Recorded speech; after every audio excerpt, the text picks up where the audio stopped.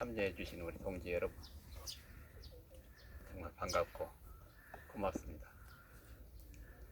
4월 혁명은 여러분도 잘 아시다시피 우리 민족 5천년 역사상 처음으로 맨주먹의 민중이 불우한 독재 정권을 타도한 최초 성공한 민주혁명입니다.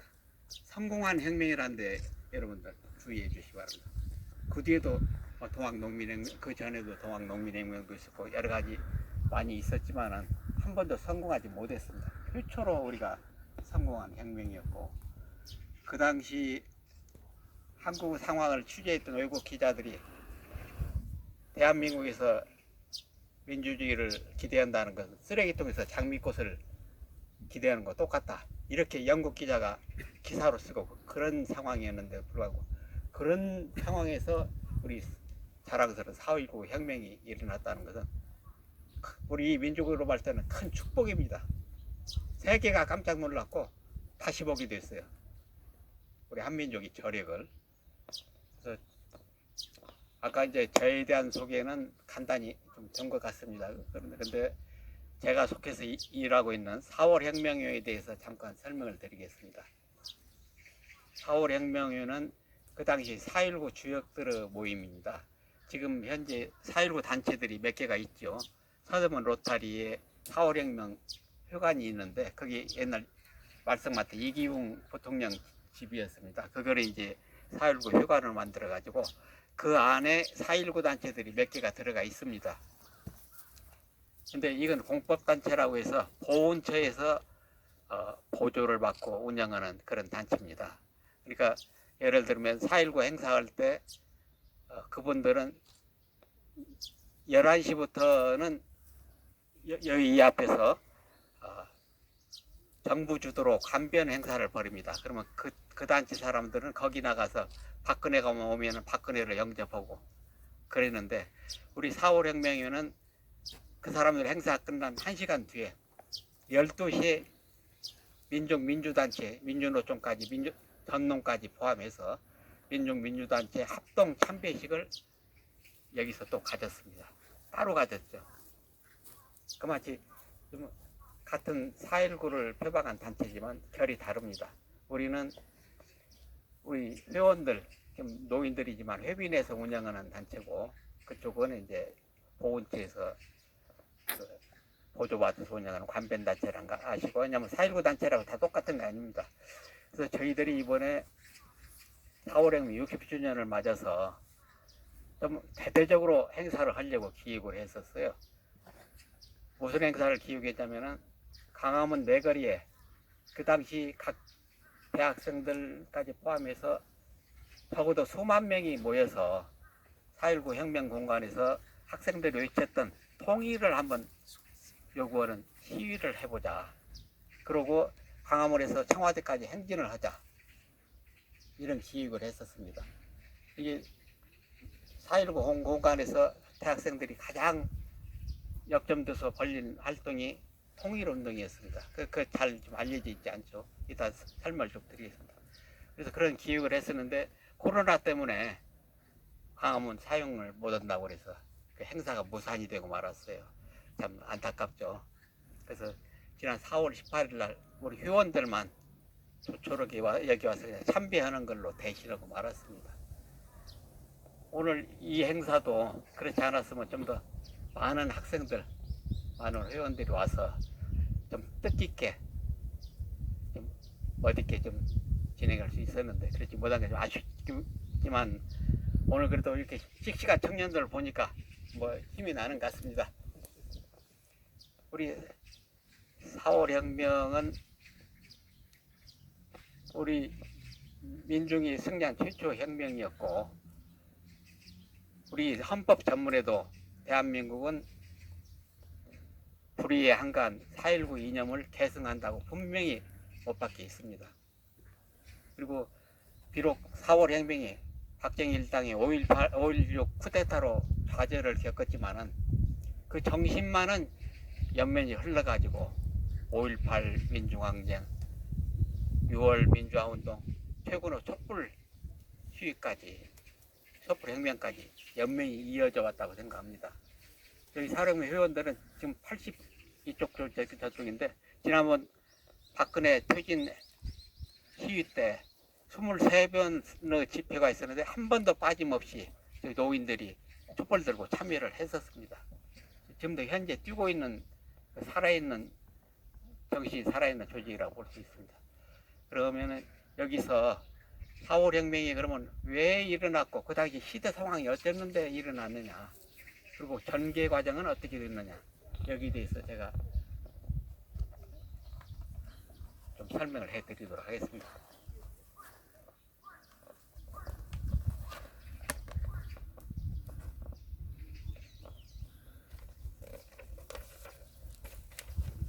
사월혁명은 놀랍게도 6.25 전쟁이 끝난 지 만 7년도 안 돼서 일어났습니다. 전쟁이 끝난 지 7년도 안 돼서 민주주의를 요구하면서 그렇게 목숨 바친 시위들이 일어나는데 전 세계가 깜짝 놀랄 일입니다. 전쟁의 참화 속에서 어떻게 4월혁명이 일어날 수 있을까? 그 당시 참 생활들이 어려웠습니다. 저희 때 보면은 도시락 싸우는 학생들이 많이 없었어요. 그러면 도시락을 싸우는 학생들이 그 도시락 뚜껑에다 밥을 서로 덜어가지고 나눠 먹고 이런 기억이 납니다. 그마치 생활이 어려웠는데 이 이승만 정권이 부정부패가 아주 극심했습니다. 이 기업이나 이런 좀 하려고 하면 정치 자금을 바치지 않고는 할 수가 없었어요. 이 기업과 권력에 유착돼서 부정부패를 엄청 저질렀습니다. 여기에 대한 불만들이 굉장히 고조되어 있을 거예요. 심지어 그 생활고를 비관해서 일가족 자살 사건들이 속출하고 있었습니다. 전량농가라는 말이 신문지상 오래되었는데 농촌에 쌀이 떨어져가지고 전량, 양식이 떨어졌다니 그런 농가들이 속출한다. 이게 신문기사로 막 나오고 그랬었습니다. 이렇게 어려운 상황이었습니다. 그리고 그 당시 우리나라는 완전히 친일파들의 나라였습니다. 그 친일파들을 처단하기 위해서 반민특위를 만들었는데 이승만이 경찰들을 시켜서 반민특위 종사자들을 전부 몰아내버리고 문을 닫아버렸어요. 그러니까 해방 후에 친일파를 몰아내고 민족정기를 바로 세울 절호의 기회를 이승만이 발로 차버렸습니다. 이승만은 왜 그랬을까요? 미군이 점령군으로 이제 우리 한국에 진주한 건 아시죠? 해방군이 아니라 메가더가 여기 하지가 들어올 때 점령군이란 표현을 썼습니다. 점령군으로 들어와서 올 때 미국에서 같이 들어오는 게 이승만입니다. 이 국내에 자기 정치 기반이 하나도 없었어요. 그러니까 이승만은 그 친일파들을 자기 정치 기반으로 삼은 겁니다. 그래서 그 당시 군이나 경찰, 고급 공무원 그 7, 80% 이상이 친일파들이 장악을 하고 있었습니다. 여기 완전히 민족 정기가 땅에 떨어져 있었죠. 이 양심 있는 청년 학생들 그 꼴을 그냥 보고 있을 수만 없었습니다.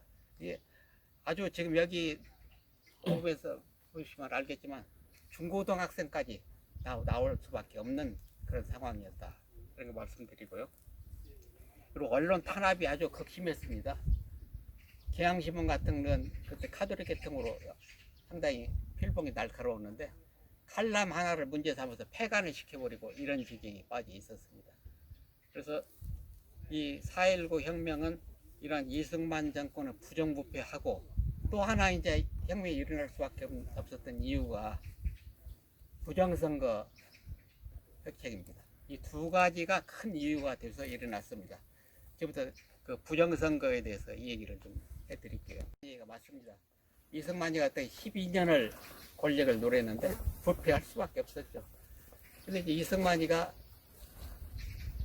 또 영구히 자기가 집권하기 위해서 그 당시 헌법은 내각 책임 대통령, 정부 통령을 부통령까지 두는 그런 제도였는데 초대 한해 중임까지만 중임 조항이 있었어요. 근데 대통령은 2번에 걸쳐서만 할 수 있다. 이런 조항이 있었는데 이승만이가 3번, 4번 계속 하기 위해서 이 중임 조항을 철폐를 시도를 했습니다. 그게 이제 유명한 4.4.5 개헌이라고 책에서도 가끔 나오는 얘기인데, 그 주민장을 살펴보기 위해서 이제 국회 안을 올렸는데, 그 당시에 최재 국회의원 수가 203명이었는데 그 자유당 표가 135표가 나왔어요. 136표면은 3분의 2가 돼가지고 이 중임조항을 살펴보고 이승만이가 영구히 혼자 해먹을 수가 있는 그 헌법 개정안을 올린 건데, 한 표가 부족해가지고 그 부결되고 말았습니다. 그 당시 그때가 이제 토요일이었는데 이승만이 노발대발해서 청와대로, 그 당시에는 경무대라고 했습니다. 경무대로 이제 국회 간부들을 불러가지고 굉장히 이제 질책을 했습니다. 어떻게든지 방법을 찾아내라. 국회에서 이제 부결 선포 땅땅 했는데도 압력을 넣은 거예요. 어떻게 방법을 찾아내라. 이 사람들이 뼈를 넣은 게 수학자한테 물어보니까 135는 203명의 135는 135.333이다. 그러니까 445에 보면 333을 떼어놓으면 135다. 그러니까 이건 135가 개헌선에 할 수 있는 적정한 선이다. 이렇게 해서 뒤집어버려 말았습니다. 이게 사람을 445에 해가지고 135.333을 445에 한다고 해서 뒤를 떼어놓고 135명 5표가 나왔으니까 이건 합법적으로 통과된 거다. 이건 말도 안 되는 얘기죠. 근데 이런 누구나 납득할 수 없는 그런 파렴치한 짓을 이승만이 저질렀습니다. 그 다음에 이제 이렇게 자기 헌법을 고쳐놓고 나니까 뭔 생각을 했냐면 영구집권을 해야 되는데, 바로 이제 60년에 정부통령 선거가 있었어요. 근데 민주당 후보가 이제 조병옥 박사라고 이제 그분이 있었는데, 이분이 선거 유세 도중에 아파가지고 미국 육군병원에 입원을 했어요. 미국 가서 입원하고 있었는데 2월 달에 병원에서 갑자기 죽어버렸습니다. 급설을 했어요. 그러니까 야당 후보가 선거 한 달 남겨놓고 죽어버리니까 대통령은 그냥 공짜로 부전선을 해버린 겁니다. 그러면 그걸로 이제 만족했으면은 어쩌면 사월행동이 일어나지 않았습니다. 근데 그 당시 법에 대통령 유고 시에는 부통령이 승기한다 이런 규정이 있었어요. 근데 그 당시 이승만이 나이가 84살이었습니다. 그래서 언제 이제 죽을지 모르는 그런 나이다. 그러니까 내가 죽고 나면 이 민주당의 부통령이 이제 대승을 할 텐데 그러면 안 되지. 어떻게든지 부통령도 자유당에서 먹여야 되겠다. 그렇게 해서 이제 뼈를 낸 게 부정선거 계획을 한 겁니다. 근데 부정선거 그 계획도 지금 생각 황당한 계획이에요. 3인조, 5인조 투표라고 들어봤어요? 3사람, 5사람 조장을 세워가지고 공개투표를 하는 겁니다. 이게 우리 임 교수가 조장이면은 자기가 5인조 조장이면 4명을 데리고 와서 누구 찍었냐고 임 교수한테 보이고 나가야 돼요. 이런 식으로 투표를 하고, 또 40%를 사전투표, 미리 투표함에 40% 채워놓고 투표를 시작하는 거예요. 그래서 사전투표. 또 올빼미표, 피아노표. 피아노표는 뭔지 아시죠? 그 표에 전부 민주를 붙여버린 거예요. 손가락으로 피아노 치듯이. 그러면 무효가 되는 거죠. 그 다음에 올빼미표는 뭐냐면은 개표할 때 정전을 시켜버려요. 깜깜한데 이제 개표는 이제 저희들 마음대로 이제 표를 갖다 바꿔치기 하고 막 온갖 짓 다 이런 걸 이제 교육에서 밀고 나갔습니다. 근데 공교롭게도 이제 지방에서부터 이제 8.15 데모가 시작이 됐는데요. 2월 28일 날 장면 야당 후보가 대구에 일요일인데 유세가 잡혀 있었어요. 유세 일정이. 그러니까 자유당 조건에서는 야당 후보 유세에 많은 인파가 올릴 것을 두려워해가지고 고등학생들을 갑자기 등교 지시를 내렸습니다. 그러니까 뭐 토끼 사냥한다고 등교 지시 내고 갑자기 시험 치른다고 임시 시험 치른다고 등교 지시 내고 해서 대구에 있는 경북고등학교를 비롯해서 각 고등학교생들이 분기 탱천했어요. 이거 갑자기 고등학생들 보고 일요일날 나오라고 하니까 이 사람들 고등학생이지만 비록 그 이유를 뻔히 알잖아요. 이 사람들이 야당 후보 당면 후보 내려오는 걸 못 보게 하기 위해서 이렇게 등교지를 했구나. 그래서 학원을 정치에 이용하지 말라. 프로카드 들고 학생들이 그 당시 처음에 1200명이 시위를 시작을 했습니다. 그게 이제 유명한 228 대구 고도 고위선 시위 사건입니다. 그 뒤에 그러고 나니까 이게 이제 여파가 전국 고등학교로 퍼져가지고 고등학생들이 딱 고등학교에서 들고 일어나기 시작했습니다. 그러면서 서울에 있는 대학생들이 들고 일어나지 않으니까 선배들은 다 썩었다. 우리라도 민주주의를 지키자. 그래서 고등학생들이 나오기 시작한 거예요. 대개 지금 알려지기는 4.19는 대학생들이 주도했고 대학생들이 시작했다 이렇게 알고 있는데 알고 보면은 고등학생들이 또 서울에서가 아니고 지방에서부터 시작한 거다. 이것도 이제 여러분들이 알아두시면 좋겠습니다. 그 다음에 이제 3월 15일이 대통령 선거날입니다. 대통령 선거날인데 결정적으로 마산에서 이제 시위가 터지게 됩니다. 마산에 이제 민주당 식당 마산 식당 민주당원들이 그 투표함을 3월 15일 날 보니까 40%가 미리 투표가 되어 있는 걸 확인을 했어요. 그래가지고 마산 식당에서 이번 선거 대통령 선거 무효다 선언을 하고 시위에 나섰습니다. 그 뒤에 이제 청년 학생들이 따라 나갔습니다. 그래서 이제 유명한 3.15 마산 시위가 시작이 됐어요.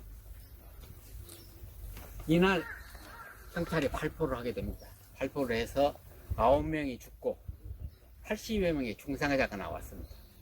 근데 경찰은 그때 어떤 짓을 했냐. 죽은 학생들 호주머니에 브롬 삐라를 넣어가지고 이게 공산 세력이 뒤에서 사주해서 일으킨 데모다. 그래서 좌익 폭동으로 조작을 했습니다. 그 정부에서도 마산 시위 배후에는 좌익 세력들이 있다. 그래서 완전히 좌익 폭동으로 마산 시위를 몰고 갔습니다. 그 다음에 이제 또 문제가 되는 건 뭐가 문제가 된다는 것입니다. 응? 앉아. 그래요. 야, 그래, 좀 앉아서. 나도 좀 앉아서 할게. 앉아서. 농구 선수들이 허리 다치고. 맞아. 그냥 앉아, 편하게 앉아. 센터로 갈까요? 아니, 더워서 하고 식당 가서 얘기하고 식당을 예약했습니다. 영양실로 안 돼요.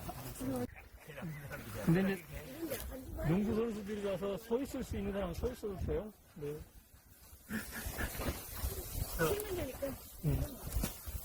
마산에서 어떤 일이 벌어졌는지 이름하는 김주열 저기 앉아있어요. 김주열 학생이 남원에서 이제 중학교를 마치고 마산에 있는 현지에 와서 마산 상고에 다시 입학을 했던 학생입니다. 입학을 하고 아직 입학식도 하지 못한 학생인데 마산 시위대에 이제 그때 김주열 학생이 열심히 따라다녔어요.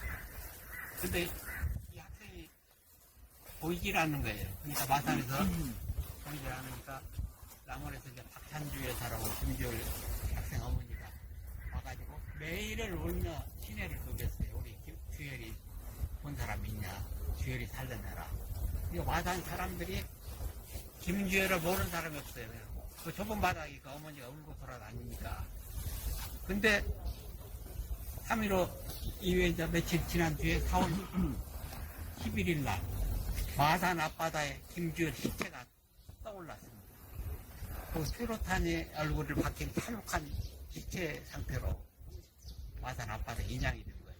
그러니까 나중에 알고 보니까 경찰이 수류탄을 쏴서 수류탄이 얼굴에 박혀 죽으니까 경찰이 거기 김주열 학생 몸에 돌을 매달아 가지고 바다에 수장을 시켜버린 거예요. 그러니까 나타나질 않았던 거라. 근데 이제 그 물살에 그 돌멩이가 빠져나가니까 이 김주열 시체가 떠올랐던 겁니다. 이걸 보니 이제 마산 시민들이 분격한 거예요. 전부 다 들고 일어났습니다. 마산 시민들이. 이날 또 경찰이 발포를 해서 2명이 그 자리에 또 숨졌습니다. 이렇게 되니까 이제 전국에서 이제 들끓기 시작을 했죠.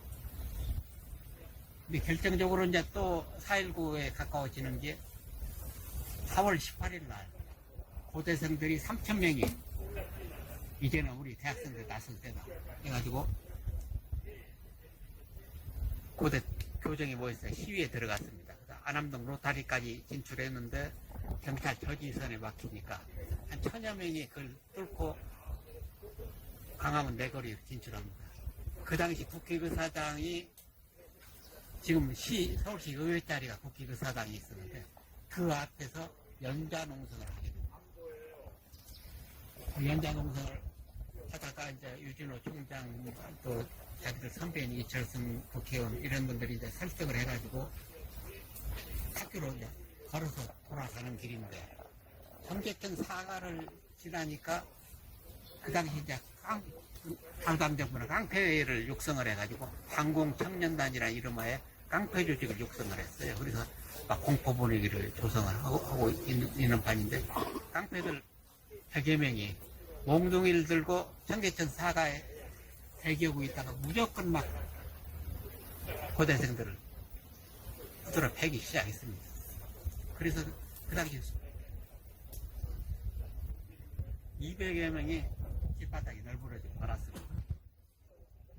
근데 신문을 통해서 이제 이 소식을 접한 전국의 이제 국민들이 분격했습니다. 지금하고 다른 게 그 당시 신문은 살아 있었습니다. 제가 이제 동아일보 출신인데 그 당시 제일 야당이라고 국민들을 이제 선호했던 신문이 동아일보입니다. 이 신문사 차가 시가지 나타나면은 국민들이 박수를 치고 길을 비켜주고 그랬습니다. 지금 같으면 조중동 차 나타나면 저기 기레기라고 욕하고 이제 돌멩이 던지고 그랬죠. 그 당시에는 언론이 살아있었어요. 그리고 이 4월 18일 고대생이 다친 그 사진들 또 어떻게 습격을 받았고 어떻게 저항을 했고 이게 막 1면에서 3면까지 언론에 다 보도가 됐었습니다. 이렇게 언론이 살아있지 않고서는 한 국민이 이렇게 나오기 힘들죠. 왜냐면 지금은 SNS 카톡도 없고 뭐 컴퓨터도 없고 아무것도 없었으니까 신문 아니면 말을 통해서 전달하는 그런 시대였으니까. 근데 그 당시 신문이 살아있었습니다. 그리고 또 김주열 사진도 김주열이 바다에서 떠올랐던 사진도 그 당시 신문에서 크게 보도를 했었어요. 그러니까 그 참혹한 사진을 보고 국민들이 분격했던 겁니다. 그만큼 언론이 중요하다는 것을 차제에 제가 말씀드리고 넘어갈게요. 그래서 이제 그 다음 18일 다음 날 이제 19일인데 각 대학생들이 전부 다가 정무대로 집계를 하는 걸로 사발동문이 돼가지고 각 대학마다 전부 경무대로 뛰어나오기 시작했습니다. 경희대는 경희대도로, 중앙대는 또 한강다리 건너, 또 서울동대는 저쪽 수원에서부터 뛰쳐나가고 경무대 목표로 집계를 했는데 오후 1시 40분쯤 청와대 앞에 경무대 앞에 경찰 최후 저지선인 효자동 로타리에 이르렀을 때 한 10m쯤 이제 경찰 시위대 오고 경찰 오고 이제 마포가 됐죠. 그때 이제 경찰 총호가 불을 뿜기 시작했습니다. 그래서 그 당시 서울에서만 104명이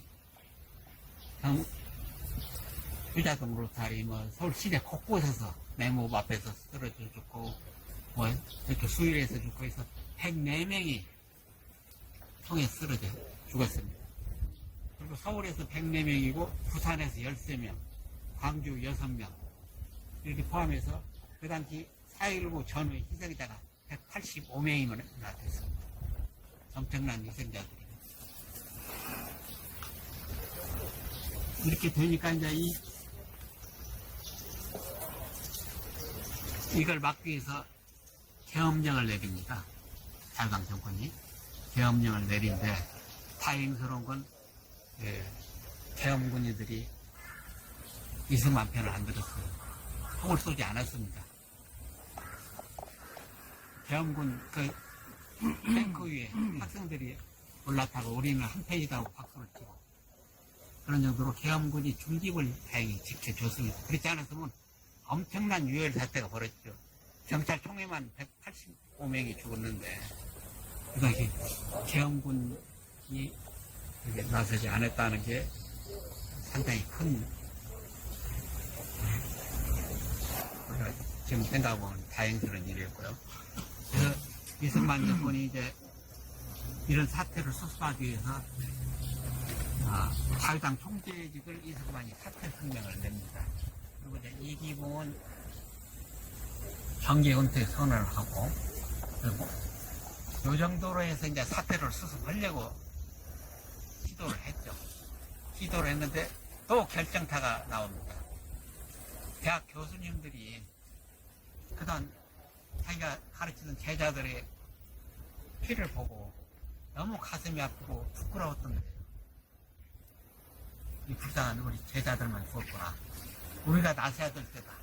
아주 대학 교수단 285명이 4월 25일 날 서울대병원 있는 서울의대 자리에서 거기 삼춘원에 모여서 데모를 시작합니다. 플래카드에 뭐라고 했는데, 학생의 피해 보답하라. 그럼 교수님들이 플래카드로 데모를 시작했어요. 이승만 하야하라. 이렇게 되니까 이승만이 더 이상 물러날 데가 없는 거예요. 더군다나 이제 지금도 그렇지만 우리나라는 미국의 조종하에 미국 품 안에 있는 나라인데, 미국도 더 이상 이승만을 내세워가지고 한국을 통치하기는 어렵겠구나, 이런 걸 느꼈습니다, 미국이. 그래서 아마 제 생각에는 군도 중립을 지켰던 것이 미국 영향이 있지 않았나, 이런 생각이 듭니다. 왜냐면 군을 동원해서 이승만 편을 들게 되면 이 나라 민심이 완전히 이제 뒤집어질 걸 미국에서 염려했죠. 또 양키보험 얘기가 나올 수밖에 없는 거고, 그 당시 상황이.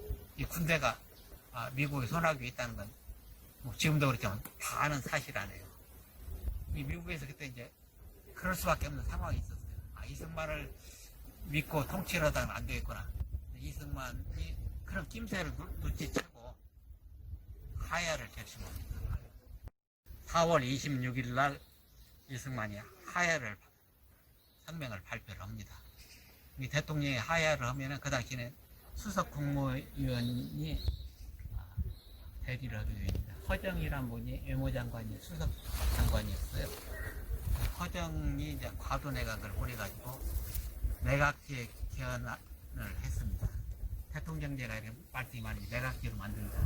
그래가지고 내각제 개헌안을 통과시키고 7월 29일 통선거를 해서 8월 달에 이제 민주당이 압승을 해가지고 장면 총리가 민주당이 정권을 잡게 됩니다. 그런데 이 문제는 뭐냐, 이 군인들이 호시탐탐 이 정국을 지켜보고 있었어요. 그러니까 많은 사람들이 이 얘기하기는 박정희가 민주당 정권에 들어서는데 무능해서 그걸 보다 못해서 쿠데타를 일으켰다. 5.16 지지 세력들은 그렇게 얘기합니다만은 저희가 아는 상식으로는 박정희가 4.19 전에도 쿠데타를 일으키려고 모의를 하고 계획을 다 세웠었습니다. 근데 4.19가 일어나니까 연기를 했던 거예요, 쿠데타를. 그렇지 않았으면 박정희가 아마 4.19 아니라서 그 전에 쿠데타를 하고 말았을 겁니다. 그래서 어쨌든 12년 독재 권좌에서 이승만이 물러났습니다. 물러났는데 여기서 이제 우리가 주목해야 될 건 4.19 이후에 학생들은 뭐를 했느냐. 학생들이 통일운동에 관심 갖기 시작했습니다. 이 나라 이렇게 어렵고 경제적으로나 정치적으로나 사회적으로 이 모든 고난이 조국이 분단된 데서부터 나오는 거 아니냐. 이 조국이 통일되기 전에는 민주주의도 어렵겠다. 통일운동을 하자. 통일운동에 이제 대학생들이 나서기 시작을 했습니다. 그래서 9월에 이제 통일운동 심포지움을 열고 11월에 이제 서울대 민족통일학생연맹이라고 서울대 최초로 통일운동 단체가 조직이 됩니다. 그 이후에 이제 각 대학에서 전국 각 대학에서 통일운동 조직들이 속속 결성이 됩니다. 그래서 그 다음에 이제 61년 5월 5일 날 전국 민족통일 전국 학생연맹이 이제 결성대회를 발기를 해서 갖게 되는데 그 자리에서 북쪽 학생들한테 제의를 합니다. 북쪽 김일성 대학 학생들을 비롯해서 학생들에게 우리 판문점에서 만나자. 남북 학생회담을 하자. 이 땅이 네 땅인데 오도 가도 못하느냐. 가자 북으로 오라 남으로 만나자 판문점에서.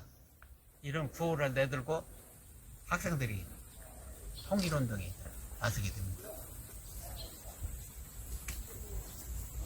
근데 이제 이렇게 되니까 5월 16일 날 박정희 일당이 탱크를 몰고 한강을 넘었죠. 그게 바로 5.16입니다. 5.16 쿠데타입니다.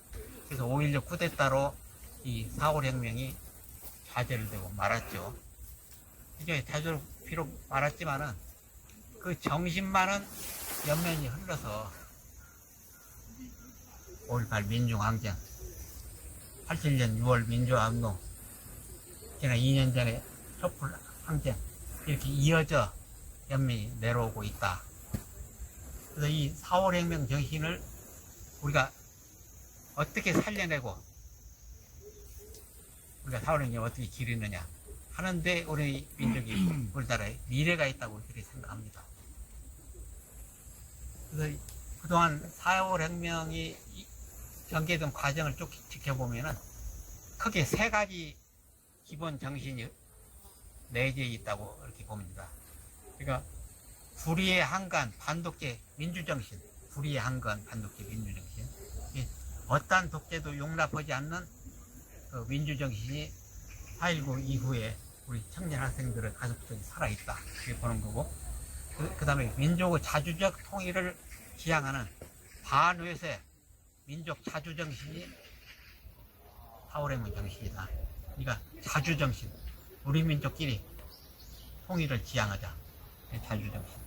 그리고 민족의 분단을 반대하는 반분단 통일, 그러니까 자주, 민주, 통일, 이 정신이 4.5 혁명의 진수다. 이 자주민주 통일을 염원하고 통일을 이 땅에 실현하는 것만이 우리가 4.19를 그 정신을 살리고 4.5 혁명의 영령들한테 부끄럽게 살지 않는 그런 길이라는 것을 저는 이 자리에서 말씀드리고 싶습니다. 그래서 이 4.19 혁명, 4.5 혁명 투쟁은 지금도 끝나지 않았다고 저는 봅니다. 많은 분들이 그렇게 생각합니다. 그 친일파 후에 쿠데타 세력의 후예들이 지금도 사회 곳곳에 자리 잡고 있습니다. 여러분들 태극기부대 아시죠? 또 재벌, 언론, 사법부, 검찰, 이 반통일 세력, 반민중 세력들이 지금도 곳곳에 포진하고 있습니다. 이 세력들을 완전히 제압하고 양심 세력들, 자주민주 통일을 지향하는 세력들이 정권을 잡아서 자주민주 통일이 이 땅에 이룩되는 그날만이 우리가 4.5혁명을 완수하는 그날이다. 지금은 현재 미완의 혁명이고 계속되는 혁명이다. 이렇게 생각합니다. 여러분들 제 얘기에 공감이 가십니까? 네. 그래서 우리가 이 묘소에 와서 각자 다짐을 했겠습니다만 4.15 영령들에게 보답하기 위해서도 4.15 정신을 잊지 말고 미완의 혁명을 완수를 위해서 우리 열심히 투쟁해야 되겠습니다. 그러기 위해서는 우선 뭐부터 해야 되죠? 사회개혁부터 해야 됩니다. 그간 뭐 쌓이고 쌓인 분단 적폐 이거 말끔히 씻어놔야 됩니다. 이 적폐 청산, 사회 대개혁 그리고 우리 민족끼리 자주 통일 이 길을 향해서 우리가 4.19 영령들 앞에서 매진할 것을 다 같이 결의를 다져 주셨으면 고맙겠습니다. 이 정도만 마치겠습니다. 우리들에게 4.19 정신을 심어주신 우리 정동익 4월 혁명의 회장님에게 다시 한번 여러분 뜨거운 감사의 박수를 부탁드립니다. 예.